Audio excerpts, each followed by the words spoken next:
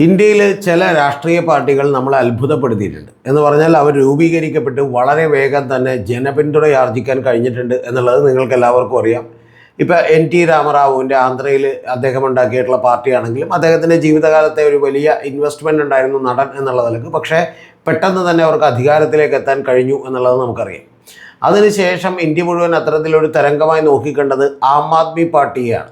ആം ആദ്മി പാർട്ടിയും രൂപീകരിക്കപ്പെട്ട ഏതാണ്ട് 2 കൊല്ലത്തിനകം തന്നെ ഭരണത്തിലേക്ക് എത്തുകയും വലിയ അധികാരത്തിലേക്ക് എത്തുകയും കൂടാതെ രാജ്യമെമ്പാടും തന്നെ അതിൻ്റെ അലയൊലികൾ സൃഷ്ടിക്കുകയും ചെയ്തു എന്നുള്ളത് നമുക്കറിയാം. കേരളത്തിൽ പോലും അവർ ഏറ്റവും ആദ്യമായി മത്സരിച്ച തെരഞ്ഞെടുപ്പുകളിൽ പോലും എറണാകുളം ജില്ലയിൽ അനിതാ പ്രതാപ് ആണെങ്കിലും തിരുവനന്തപുരത്ത് ജോയിയൊക്കെ ആണെങ്കിലും വലിയ വോട്ടുകൾ നേടാൻ അവർക്ക് കഴിഞ്ഞിരുന്നു, ഒരു സംഘടനാ സംവിധാനത്തിൻ്റെ പിൻബലമില്ലാതെ തന്നെ. അപ്പോൾ അതിനുശേഷം നമ്മൾ അത്തരത്തിലുള്ളൊരു അത്ഭുതകരമായിട്ടുള്ള നേട്ടം കാണുന്നത് ഇപ്പോൾ തമിഴ്നാട്ടിൽ നടൻ വിജയുടേതാണ്. വിജയ് പാർട്ടി രൂപീകരിച്ച്, പക്ഷേ അദ്ദേഹത്തിൻ്റെ അടിസ്ഥാനപരമായിട്ടുള്ള പ്രവർത്തനങ്ങൾ സിനിമയിലൂടെ നേരത്തെ തന്നെ തുടങ്ങിയിരുന്നു. പിന്നെ തമിഴ് മണ്ണും അതുപോലെ തന്നെ സിനിമയിൽ നിന്ന് വരുന്നവർക്ക് വലിയ സ്വാഗതമേകുന്ന ഒരു മണ്ണാണ്. അതുകൊണ്ട് 108 സീറ്റുകളുമായിട്ട് ഇപ്പോൾ അദ്ദേഹം തമിഴ്നാടിൻ്റെ മുഖ്യമന്ത്രിയായി മാറിയിരിക്കുകയാണ്. കേരളത്തിൽ പക്ഷേ നമ്മൾ അത്തരത്തിലുള്ള വലിയ അത്ഭുതങ്ങളൊന്നും കണ്ടില്ല. ആം ആദ്മി പാർട്ടി വന്നപ്പോഴാണ് ഇത്തരത്തിൽ ആളുകൾ വോട്ട് ചെയ്യുമെന്ന് പറയുന്നത് തിരിച്ചറിവുണ്ടായത്.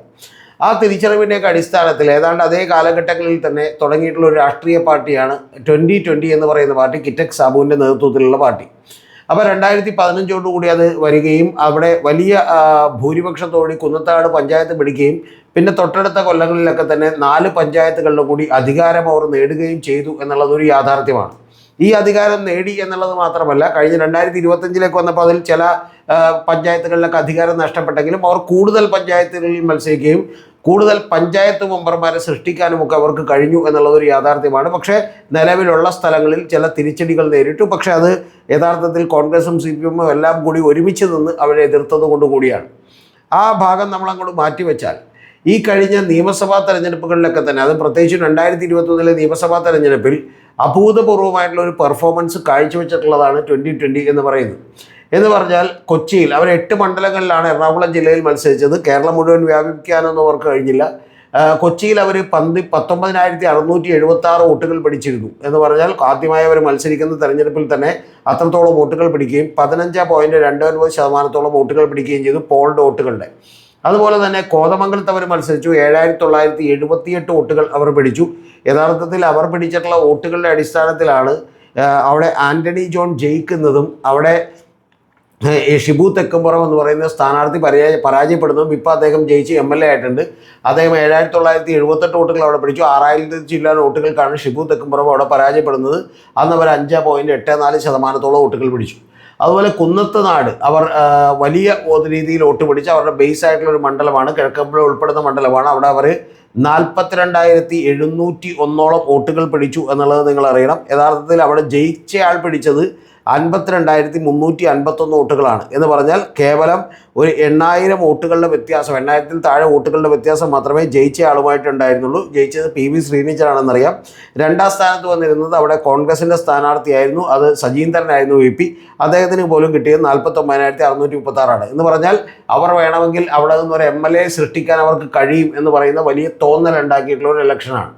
അപ്പോൾ അതിനുശേഷം മൂവാറ്റുപുഴയിൽ അവർ ആ 2021 തന്നെ മൂവാറ്റുപുഴയിൽ അവർക്ക് 13,000-ലധികം വോട്ടുകൾ കിട്ടി, 9%, 10%-അടുത്ത് വോട്ടുകൾ കിട്ടി. പെരുമ്പാവൂരിൽ 20,000-ഓളം വോട്ടുകൾ കിട്ടി, 14%-ഓളം വോട്ടുകൾ കിട്ടി.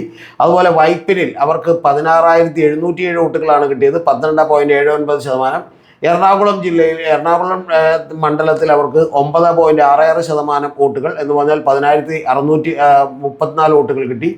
തൃക്കാക്കരയിൽ അവർക്ക് 10.18% വോട്ട് കിട്ടി, 13,897 വോട്ടുകൾ കിട്ടി. എന്ന് പറഞ്ഞാൽ കേരളത്തിൻ്റെ ചരിത്രത്തിൽ തന്നെ യഥാർത്ഥത്തിൽ അത്തരത്തിൽ പെട്ടെന്ന് ആദ്യമായി മത്സരിക്കുന്നൊരു ചെറിയ പാർട്ടിക്ക് ഇത്രയും വോട്ട് ലഭിച്ചതുണ്ടാവില്ല. ഈ 8 മണ്ഡലങ്ങളിലും കൂടി അവരന്ന് ആകെ പിടിച്ചത്, അന്ന് ആകെ ടോട്ടൽ പോൾ ചെയ്ത വോട്ടുകൾ 10,86,709 അറിയണം. എന്ന് പറഞ്ഞാൽ ആകെ പോൾ ചെയ്ത് 10,86,000 വോട്ടുകളാണ്. അതിൽ 1,40,45,000 വോട്ടുകൾ പിടിക്കാൻ കഴിഞ്ഞൊരു പാർട്ടിയാണ് 2020 എന്ന് പറയുന്നത്. 13.4% വോട്ടുകൾ പിടിക്കാൻ കഴിഞ്ഞു. എന്ന് പറഞ്ഞാൽ വലിയ വിജയമുണ്ടാകും എന്നാണ് നമ്മൾ വിചാരിച്ചിരുന്നത് അവർക്ക്, അല്ലെങ്കിൽ വലിയ രീതിയിലുള്ള മുന്നോട്ട് പോക്കുണ്ടാകുമെന്ന് വിചാരിച്ചു. പക്ഷേ അതിനിടയിൽ 2025 അവർക്ക് ചെറിയ മിസ്റ്റേക്കുകൾ പറ്റി. പക്ഷേ എങ്കിൽ പോലും ടോട്ടലി എടുത്തു നോക്കിയിട്ടുണ്ടെങ്കിൽ അവർക്ക് വലിയ കുഴപ്പമില്ല എന്നുള്ളത് നമ്മൾ പറയേണ്ടി വരും. അത്തരത്തിൽ ഇപ്പോൾ പല പഞ്ചായത്തുകൾ, ഞാനിപ്പോൾ നിരവധി പഞ്ചായത്തുകളുള്ളതുകൊണ്ട് അതിൻ്റെ ഡീറ്റെയിൽസിലേക്ക് പോകുന്നില്ല.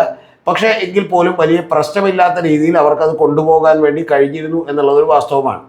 പക്ഷേ ലോക്സഭാ തെരഞ്ഞെടുപ്പിലേക്ക് വരുമ്പോഴും നിങ്ങൾ അറിയേണ്ടത് 2 മണ്ഡലങ്ങളിൽ, ഒന്ന് ചാലക്കുടിയിലും അതുപോലെ തന്നെ എറണാകുളത്തും മാത്രം മത്സരിച്ചിട്ട് പോലും യഥാർത്ഥത്തിൽ ഈ 1,40,45,000 വരുന്ന വോട്ടുകൾ നിലനിർത്താനായിട്ട് അവർക്ക് കഴിഞ്ഞിരുന്നു 2024 ലോക്സഭയിൽ. എന്ന് പറഞ്ഞാൽ അതുവരെ അവർക്ക് വലിയ കുഴപ്പങ്ങളുണ്ടായിരുന്നില്ല. 7.8% വോട്ടുകൾ നിലനിർത്താൻ കഴിഞ്ഞിരുന്നു എന്നുള്ളതാണ് വാസ്തവം.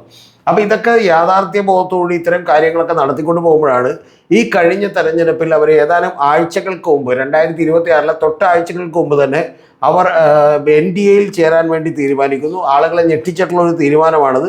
അവർ NDAയോടൊപ്പം ചേർന്ന് മത്സരിക്കുന്നു. NDAയുടെ പ്രവർത്തനങ്ങളിൽ അവർ ഭാഗഭാക്കാകുന്നു.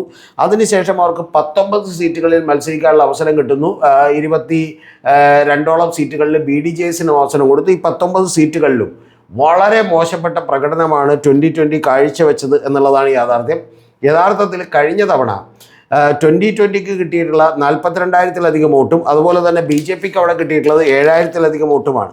അപ്പോൾ ആ 2 വോട്ടുകൾ കൂടി ചേർത്ത് വെച്ചിട്ടുണ്ടെങ്കിൽ 49,919 വോട്ടുകളും ഏതാണ്ട് 32.4% വോട്ടുകളിലേക്ക് എത്താൻ അവർക്ക് കഴിയുമായിരുന്നു. കൃത്യമായി നമ്മൾ കണക്കുകൾ പ്രകാരം ഇത് കൃത്യമായി കൂട്ടിയാൽ എന്ന് പറഞ്ഞിട്ടുണ്ടെങ്കിൽ കഴിഞ്ഞ തവണ 2ാം സ്ഥാനത്തെത്തിയ ആളേക്കാൾ മുകളിലേക്ക് എത്താനായിട്ട് യഥാർത്ഥത്തിൽ ഇവർക്ക് കഴിയുമായിരുന്നു ഒരു 300 വോട്ടുകൾക്കെങ്കിലും. അപ്പോൾ നമ്മൾ സ്വാഭാവികമായിട്ടും പ്രതീക്ഷിക്കുന്നത് കഴിഞ്ഞ തവണ 52,000 വോട്ടുകളാണ് ആകെ ശ്രീനിജിന് കിട്ടിയത്. അപ്പോൾ അതുമായിട്ട് കേവലം ഒരു 2,000-3,000 വോട്ടുകളുടെ വ്യത്യാസമേ ഉള്ളൂ. അപ്പോൾ BJPയും അതുപോലെ തന്നെ 2020യും ഒക്കെ ഒരു കുറച്ചുകൂടി വളർന്നിട്ടുണ്ടെങ്കിൽ ഇത്തവണ അവിടെ നിന്ന് യഥാർത്ഥത്തിൽ BJPക്ക് ഒരു MLA ഉണ്ടാവേണ്ടതാണ്. പക്ഷേ ഇത്തവണ അവർ കൊണ്ടുവന്ന് മത്സരിച്ചത് തന്നെ ബാബു ദിവാകരൻ എന്ന് പറയുന്ന പത്തനംതിട്ടയിൽ നിന്നുള്ള ഒരു കോൺഗ്രസ് നേതാവിനെ കൊണ്ടുവന്നാണ് മത്സരിപ്പിച്ചത്. അപ്പം തന്നെ അവിടെ വലിയ തോതിൽ വോട്ട് കുറയുകയാണ് ഇത്തവണ ചെയ്തിട്ടുള്ളത് എന്നുള്ളതാണ് യാഥാർത്ഥ്യം. അവിടെ കുന്നത്തുനാട് ഇത്തവണ കേവലം 40,221 വോട്ടുകൾ മാത്രമാണ് അവർക്ക് പിടിക്കാൻ കഴിഞ്ഞത്. എന്ന് പറഞ്ഞാൽ അവരുടെയും BJPയുടെയും കൂടി ഉണ്ടെങ്കിൽ കിട്ടാമായിരുന്ന 9,000-ഓളം വോട്ടുകൾ നഷ്ടപ്പെട്ടു എന്നുള്ളത് മാത്രമല്ല, കഴിഞ്ഞ തവണ അവരൊറ്റക്ക് പിടിച്ച വോട്ടുകളിലേക്ക് പോലും അവർക്ക് എത്താൻ കഴിഞ്ഞില്ല എന്നുള്ളത് നിങ്ങൾ മനസ്സിലാക്കണം. ഇത് പറയുമ്പോൾ വലിയ തോതിലുള്ള വീഴ്ചയാണ് കുന്നത്തുനാട് ഉണ്ടായത് എന്നുള്ളത് നമുക്ക് കാണാം. ഞാനിപ്പോൾ എല്ലാ മണ്ഡലങ്ങളിലൂടെ പോകുന്നില്ല. തൃപ്പൂണിത്തുറയിൽ 2020യുടെ സ്ഥാനാർത്ഥിയാണ് നിന്നത്. 29,471 വോട്ടുകൾ പിടിച്ചു. അവിടെയും വോട്ടിൻ്റെ പെർസെൻറ്റേജ് കഴിഞ്ഞ തവണ KS രാധാകൃഷ്ണൻ 23,000-ഓളം വോട്ടുകളാണ് പിടിച്ചത്. പക്ഷേ വോട്ട് പെർസെൻറ്റേജ് കുറയുകയാണ് ചെയ്തിട്ടുള്ളത് എന്ന് നമുക്ക് കാണാം. കൊടുങ്ങല്ലൂരിൽ 2021 BJP പിടിച്ചിട്ടുള്ളത് 28,000 വോട്ടുകളാണ്. പക്ഷേ ഇത്തവണ 2020 പിടിച്ചിട്ടുള്ളത് 16.18% വോട്ടുകളാണ്. 23,900 വോട്ടുകളാണ്. അപ്പോൾ ഇത്തരത്തിൽ പെരുമ്പാവൂരിൽ ഞാൻ നേരത്തെ തന്നെ നിങ്ങളോട് പറഞ്ഞു, പെരുമ്പാവൂരിൽ BJPക്ക് 15,135 വോട്ടുകളുണ്ടായിരുന്നു. കൂടാതെ 20,000-ലധികം വോട്ടുകൾ 2021 2020ക്ക് ഉണ്ടായിരുന്നു. അപ്പോൾ അത് രണ്ടും കൂടി കൂട്ടിയാൽ 35,600-ലധികം വോട്ടുകൾ വരേണ്ടതാണ്. പക്ഷേ ഇവർക്ക് ആകെ കിട്ടിയതെന്ന് പറയുന്നത് 22,497 വോട്ടുകളാണ്.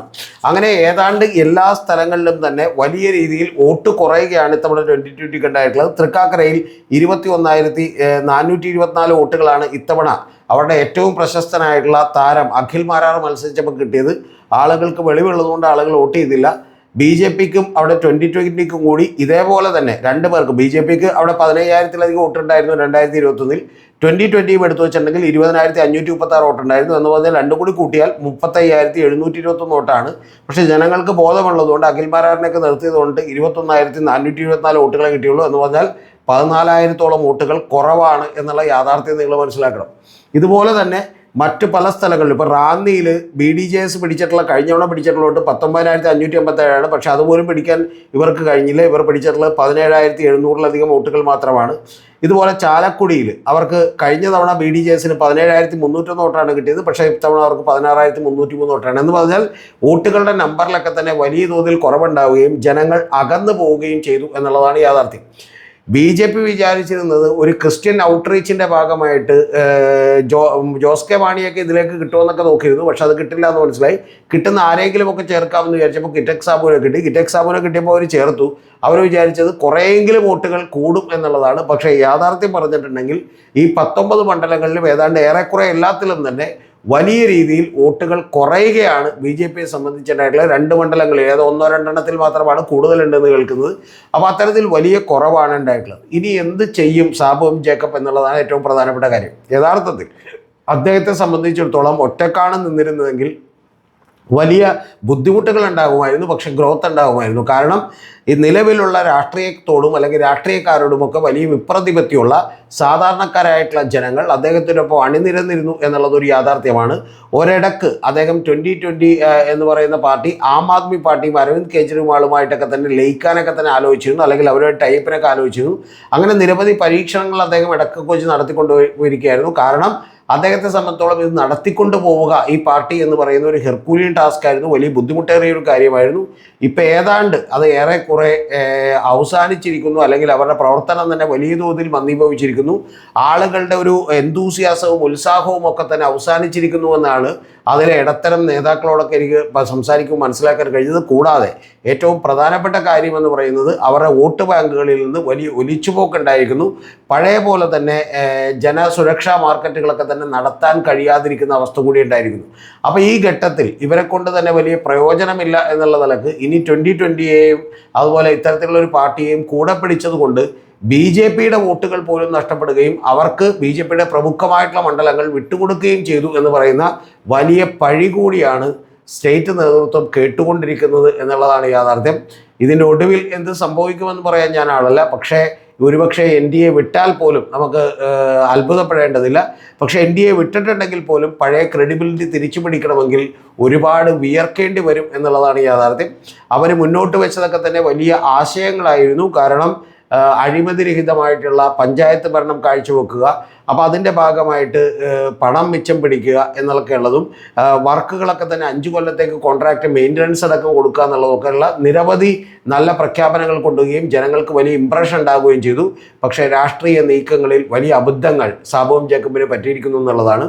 അതിൽ ഏറ്റവും പ്രധാനപ്പെട്ട അബദ്ധങ്ങളിൽ ഒന്ന് തീർച്ചയായിട്ടും NDA ആയിട്ട് ചേർന്നു എന്നുള്ളത് തന്നെ ഒരു വലിയ മിസ്റ്റേക്കായി പോയി എന്ന് വിചാരിക്കുന്ന ഒരാളാണ് ഞാൻ. കാരണം അവരുടെ വോട്ട് ബാങ്കുകളിൽ വലിയ കുറവുണ്ടാകും എന്നുള്ളത് സാബുവും ജേക്കബ് തന്നെ റീഡ് ചെയ്തിട്ടുണ്ടാവും. പക്ഷെ അതിനേക്കാളൊക്കെ വലിയ അബദ്ധം എന്ന് പറയുന്നത് ഇവർ നിർത്തിയിട്ടുള്ള സ്ഥാനാർത്ഥികളാണ് എന്നുള്ളതാണ് ഏറ്റവും പ്രധാനപ്പെട്ട കാര്യം. ബാബു ദിവാകരനെ പോലെയുള്ള നിരവധി ഈ പറയുന്ന പോലെ സ്ഥാനാർത്ഥികളെ മറ്റു പല സ്ഥലങ്ങളിൽ നിന്ന് കൊണ്ടുവന്ന് മത്സരിപ്പിക്കുന്നതിന് പകരം ആ സ്വന്തം പാർട്ടിയിൽ നിന്ന് ഒരു നേതാവിനെ പോലും ഡെവലപ്പ് ചെയ്തെടുക്കാൻ കഴിഞ്ഞില്ല എന്നുള്ളത് മാത്രമല്ല, പലപ്പോഴും ബിഗ് ബോസിൽ ചെന്ന് അവിടെ നിന്ന് കിട്ടിയിട്ടുള്ള താരങ്ങൾ, ഇപ്പം അഖിൽ മാരാറിനെ പോലെയുള്ള ആളുകൾ, അല്ലെങ്കിൽ ആരതി ഡി നായർ എന്ന് പറയുന്ന ഏറ്റുമാനൂർ വ്യത്യസ്ത ആളുകൾ, അതുപോലെ യഥാർത്ഥത്തിൽ നിർത്താൻ ശ്രമിച്ചിട്ട് പരാജയപ്പെട്ടിട്ടുള്ള ലക്ഷ്മിപ്രിയ പോലെയുള്ള നിരവധി ആളുകൾ, അത്തരത്തിലുള്ള ആളുകളൊക്കെ തന്നെ വോട്ടില്ലാത്തതുകൊണ്ട് അവർക്ക് മത്സരിക്കാൻ പറ്റിയില്ല. വീണ നായരിനെ പോലെയുള്ള ആളുകൾ എന്ന് പറഞ്ഞാൽ ഇത്തരത്തിൽ ഒരു കോമഡിയാക്കി മാറ്റുന്ന പരിപാടികളാണ് കിറ്റക് സാബുവും 2020 ഒക്കെ ചെയ്തുകൊണ്ടിരുന്നത്. അതുകൊണ്ട് ഭാവി വലിയ അനിശ്ചിതത്വത്തിലാണ് 2020യുടെയൊക്കെ.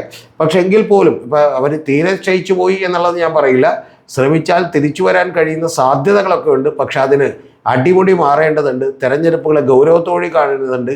അതിൻ്റെ തന്ത്രങ്ങൾ ഇപ്പോഴേ മുതലേ മെനയേണ്ടതുണ്ട്. വളരെ കൃത്യമായി അതിന് ഓർഗനൈസ്ഡ് ആയിട്ടുള്ള വർക്ക് നടത്തേണ്ടതുണ്ട്. സ്ഥാനാർത്ഥികളെയൊക്കെ മുൻകൂട്ടി തീരുമാനിക്കാനും അവരെയൊക്കെ ഫീൽഡ് ചെയ്യിക്കാനും കിറ്റക് സാബുവിന് എളുപ്പത്തിൽ കഴിയുമായിരുന്നു. കാരണം അദ്ദേഹത്തിൻ്റെ തീരുമാനങ്ങൾക്കൊന്നും അവിടെ ഒരു എതിരഭിപ്രായവും ഉണ്ടാവില്ലായിരുന്നു. അപ്പോൾ അത്തരത്തിൽ നേരത്തെ തന്നെ വേണമെങ്കിൽ ഒരു തർക്കവുമില്ലാതെ സ്ഥാനാർത്ഥികളെ നിർണ്ണയിക്കാൻ കഴിയുന്ന ഒരു പാർട്ടിയായിരുന്നു. പക്ഷെ എന്നിട്ട് പോലും വലിയ അബദ്ധങ്ങളാണ് ഈ തെരഞ്ഞെടുപ്പിൽ കാണിച്ചത്. അതിൻ്റെ ചീത്തപ്പേരുകളിൽ നിന്ന് അവരെത്രയും പെട്ടെന്ന് മറികടക്കാൻ കഴിയട്ടെ എന്ന് ഞാൻ ആശംസിക്കുന്നു. പക്ഷെ കഴിയുമോ എന്നുള്ളത് സംശയമാണ്. കാരണം ഒരു പാർട്ടി സ്ട്രക്ചർ ഇല്ലാത്തതും രണ്ടാം നിര നേതാക്കന്മാരെയൊക്കെ തന്നെ ഡെവലപ്പ് ചെയ്യാത്തതുമൊക്കെ തന്നെ വലിയ വെല്ലുവിളിയാണ്. കൂടാതെ NDAയിൽ ഇനി കൂടുതൽ കാലം തുടർന്നാൽ ഒരുപക്ഷെ 2020 ഇല്ലാതാവുകയും അത് അലിഞ്ഞലിഞ്ഞ് പലപ്പോഴും NDAയിൽ ലയിക്കുകയും ചെയ്യും. BDJSനൊക്കെ സംഭവിച്ചതുപോലെ തന്നെ എന്നുള്ളതാണ് എനിക്ക് പറയാനുള്ളത്. അതുകൊണ്ട് ഒഫീഷ്യലി അത് വിട്ടുപോകുന്നൊരു കാര്യമുണ്ടാവില്ല. സാബുവിൻ്റെ ബിസിനസ്സും മറ്റു കാര്യങ്ങളുമായിട്ട് മുന്നോട്ട് പോകാം. പക്ഷേ അദ്ദേഹത്തിൻ്റെ കീഴിലുള്ള വലിയൊരു ശക്തി, ഈ പറയുന്ന 1,45,000 പേരുടെ വോട്ട് ബാങ്ക് ഏതാണ്ട് ഒരു പകുതിയോളം തന്നെ തകർന്നിരിക്കുന്നു. ഇനി ബാക്കി കൂടി അതിൻ്റെ നടപടികൾ ആശ്രയിച്ചിരിക്കും.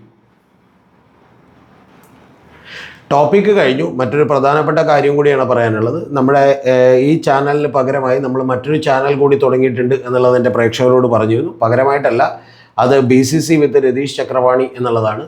ബിയോണ്ട് കോമൺ കോൺഷ്യസ്നസ് എന്നുള്ളതാണ് അതിൻ്റെ അർത്ഥം. എന്ന് പറഞ്ഞാൽ ഒരു പൊതുബോധങ്ങൾക്കും അപ്പുറം എന്നുള്ളതാണ് അതിൻ്റെ പ്രധാനപ്പെട്ട കാര്യം. എന്ന് പറഞ്ഞാൽ കേരളത്തിലെ മാധ്യമങ്ങളും അതുപോലെ സോഷ്യൽ മീഡിയയൊക്കെ കൂടി ഉണ്ടാക്കിക്കൊണ്ടിരിക്കുന്ന അവരുടെ അജണ്ടകൾ പ്രകാരവും താല്പര്യപ്രകാരവുമുള്ള ചില നെഗറ്റീവുകളുണ്ട്.